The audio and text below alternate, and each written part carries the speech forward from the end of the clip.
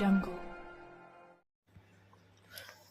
नामदार चंद्रकांतदादा पाटील यांची जिल्हा परिषद निवडणुकीच्या पार्श्वभूमीवर सांगली जिल्ह्यामध्ये बैठक. फेब्रुवारी महिन्यात होणाऱ्या जिल्हा परिषद आणि पंचायत समितीच्या निवडणुकीच्या पार्श्वभूमीवर आज सांगलीमध्ये पालकमंत्री चंद्रकांतदादा पाटील यांनी सांगली ग्रामीण जिल्ह्यातील सर्व महत्त्वाच्या पदाधिकाऱ्यांची व आमदारांची चर्चा सुरू केली.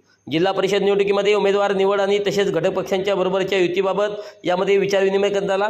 यावेळी आमदार सुरेश भाऊ खाडे, आमदार गोपीचंद पडळकर, आमदार सत्यजित देशमुख, संघटन मंत्री मकरंद देशपांडे, ग्रामीण जिल्हाध्यक्ष सम्राट महाडिक, दीपक बाबा शिंदे, पृथ्वीराज बाबा देशमुख, समित कदम, वैभव पाटील, चिमन डांगे, शेखर इनामदार, राजाराम गुरु, डॉक्टर आरई यांच्यासह महत्त्वाचे पदाधिकारी व कार्यकर्ते उपस्थित होते.